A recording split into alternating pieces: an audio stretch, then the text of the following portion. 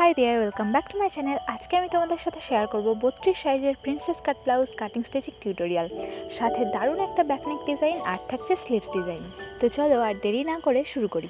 এটা হলো blouse piece আর এটা ইনার ফ্যাব্রিক ব্লাউজের ভেতরে দেওয়ার জন্য। তো প্রথমে আমরা ইনার ফ্যাব্রিকটাকে কাট করব।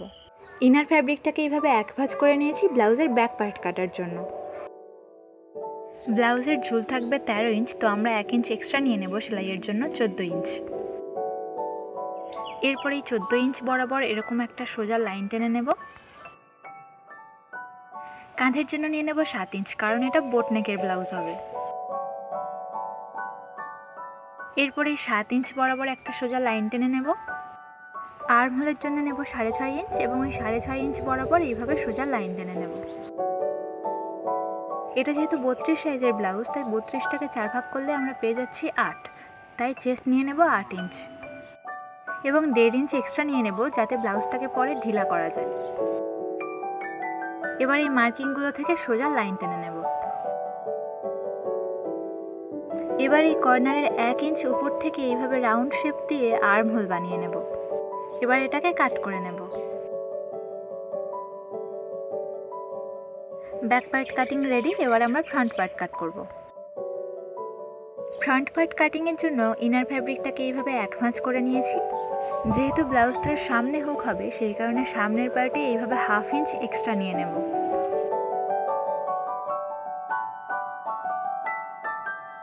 এবার ব্যাক পার্টটাকে এটার উপরে রেখে মার্কিং করে নেব।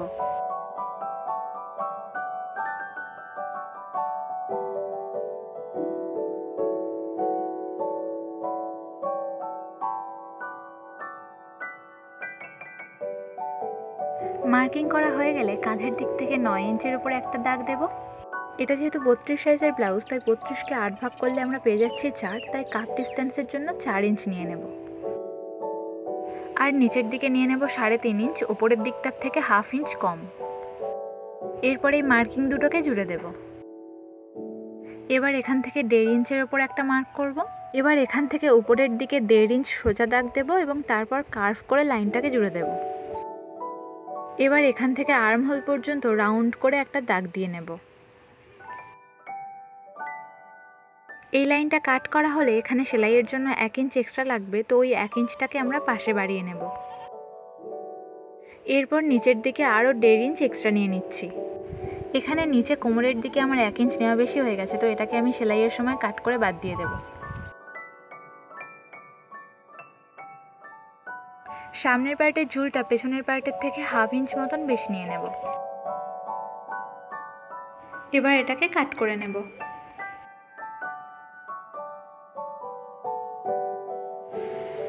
এটা যেহেতু ফ্রন্ট পার্ট, তাই আর্ম হোলের দিক থেকে এইভাবে 1/2 ইঞ্চ বাদ দিয়ে দেব।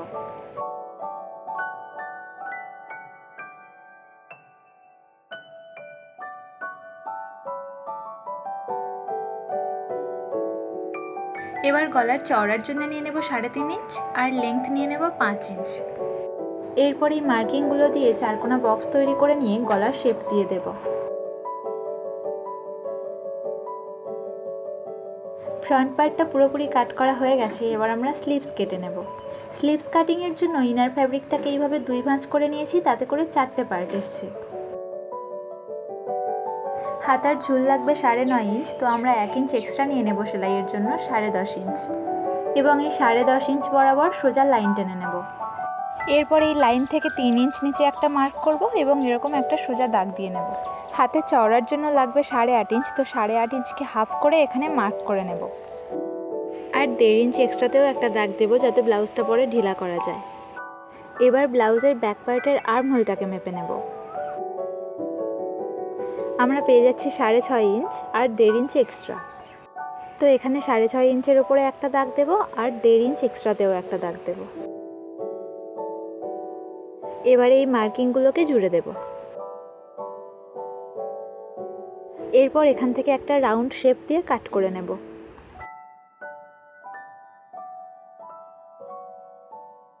সবগুলো পার্টই আমাদের কাট করা হয়ে গেছে, হাতা, ব্যাক পার্ট আর এগুলো ফ্রন্ট পার্ট।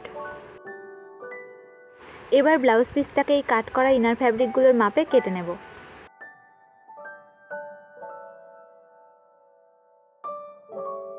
কাটিংয়ের কাজ মোটামুটি শেষ, এবার আমরা স্টিচিংয়ে চলে আসব। ফ্রন্ট পার্টটাকে প্রথমে রেডি করে নেব। ফ্রন্ট পার্টের ইনার ফ্যাব্রিকের সাথে আউটার ফ্যাব্রিকটাকে অ্যাটাচ করে নেব।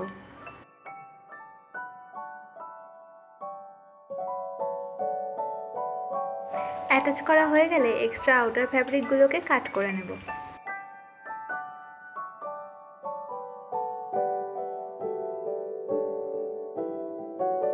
ইনার ফ্যাব্রিকের সাথে আউটার ফ্যাব্রিকগুলো অ্যাটাচ করা হয়ে গেছে। এবার এই দুটো পার্টকে প্রথমে জুড়ে নেব, আর নিচের দিক থেকে জোড়াটা স্টার্ট করব, ওপরের দিক থেকে নয়।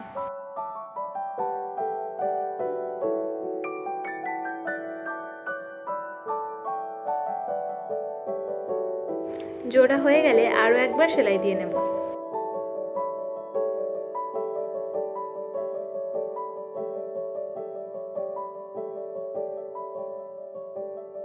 আমার এখানে ওপরের পার্টটা একটু বেশি হয়ে গেছে, তো ওটাকে কেটে বাদ দিয়ে দিচ্ছি। একইভাবে অন্য সাইডটাকেও জুড়ে নিয়েছি। এবার হুক লাগানোর জন্য বর্ডার দিয়ে নেব। 3 ইঞ্চি চওড়ার একটা ফ্যাব্রিক নিয়ে নেব এবং বর্ডারটাকে ব্লাউজের ওপরে রেখে 1/2 ইঞ্চি দূর থেকে জুড়ে নেব। এরপর ওই জোড়া ফ্যাব্রিকটার উপরে একটা চাপ সেলাই দিয়ে নেব।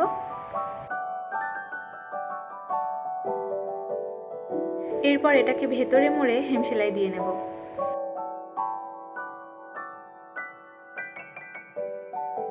হুকের বর্ডার রেডি হয়ে গেল। এরপর বর্ডার ফ্যাব্রিকের ওপর বাম দিকের পার্টটাকে এইভাবে রেখে 1/2 ইঞ্চি দূর থেকে জুড়ে নেব। এরপর বর্ডার ফ্যাব্রিকটাকে এইভাবে ওপর থেকে মুড়ে চাপ সেলাই দিয়ে নেব।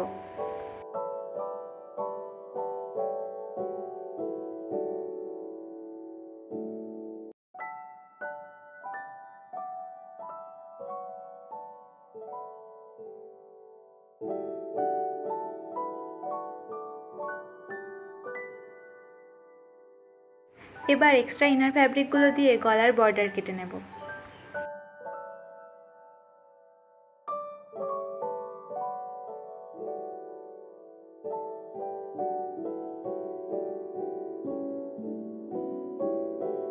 এরপর গলার বর্ডারটাকে স্টিচ করে নেব।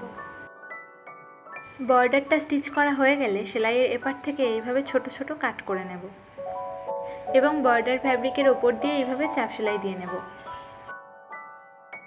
এরপর বর্ডার ফ্যাব্রিকটাকে ভেতরে মুড়ে হেম সেলাই দিয়ে নেব।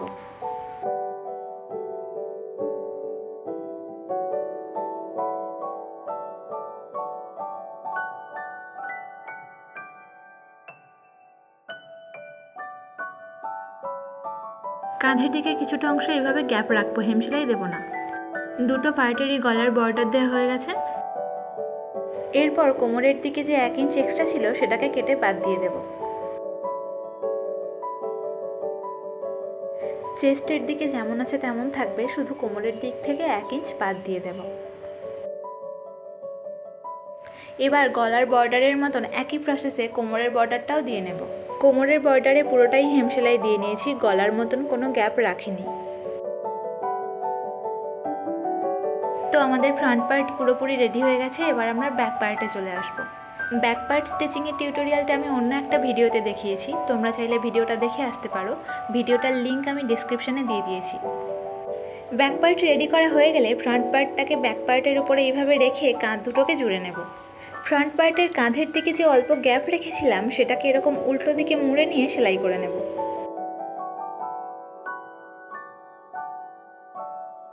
কাঁধ জোড়া হয়ে গেলে ওই ছোট গ্যাপটাতে হেম সেলাই দিয়ে নেব।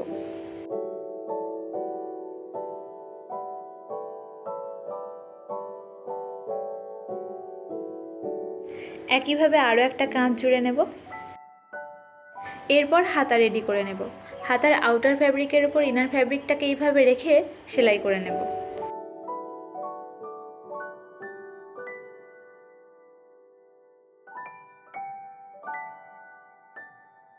এরপর ইনার ফ্যাব্রিকটাকে উল্টে নিয়ে ইনার ফ্যাব্রিকের উপর চাপ সেলাই দিয়ে নেব। এরপর ইনার ফ্যাব্রিকটাকে ভেতরে মুড়ে হাতার উপর থেকে এইভাবে একটা সেলাই দিয়ে নেব।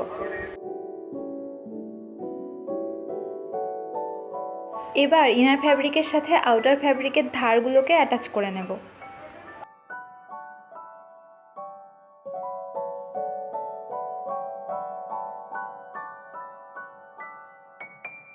অ্যাটাচ করা হয়ে গেলে এক্সট্রা আউটার ফ্যাব্রিকগুলোকে কাট করে নেব।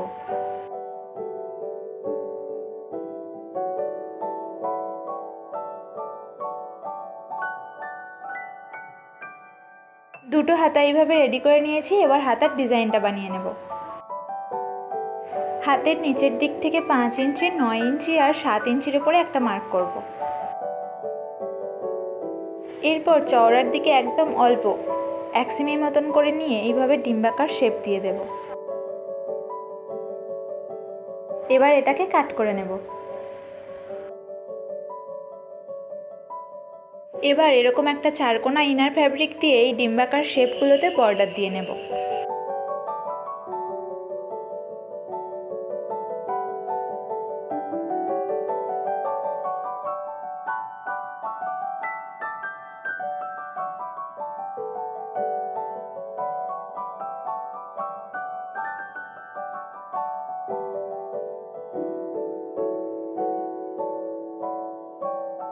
এবার বর্ডারটাকে ভেতরে মুড়ে উপর থেকে একটা চাপ সেলাই দিয়ে নেব।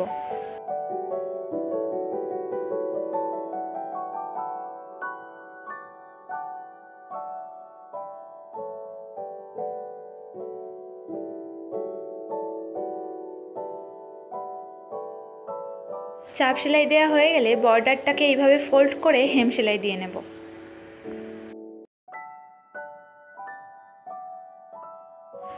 এরপর একটা ফ্যাব্রিক বাটন বানিয়ে নেব।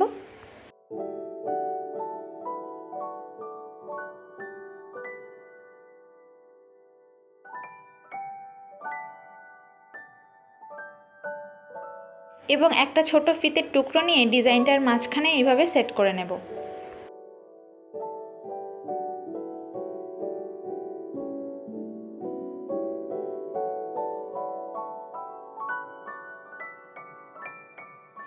এরপর ফ্যাব্রিক বাটনটাকে নিয়ে ওই ফিতের টুকরোর উপরে ভালো করে স্টিচ করে নেব।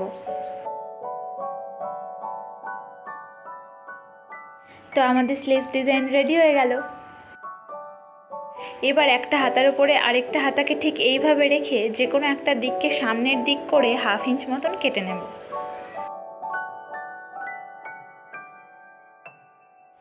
হাতার যে অংশটাতে কাটিং রয়েছে সেটাকে আমরা সামনের পার্টের সাথে জুড়ব। তাহলে এটা হয়ে যাচ্ছে আমাদের বাম দিকের হাত। এবার এই হাতার মাঝখানে খুব ছোট মতন একটা কাটিং রাখবো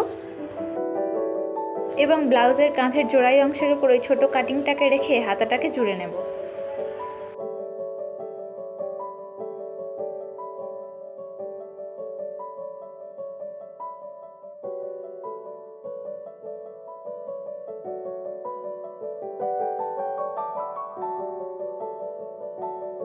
বাম হাত জোড়া হয়ে গেলে একইভাবে আমরা ডান হাতটাকেও জুড়ে নেব।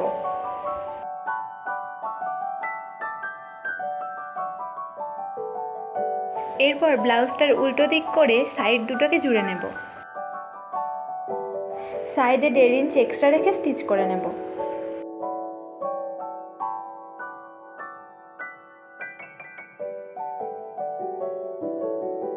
একইভাবে আরও একটা সাইড স্টিচ করে নেব।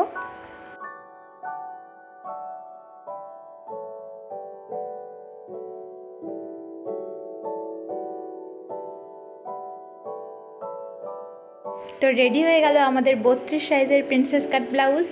আর আজকের ভিডিওটা কেমন লাগলো কমেন্ট করে জানাতে ভুলো না। তো দেখা হচ্ছে নেক্সট ভিডিওতে। টাটা।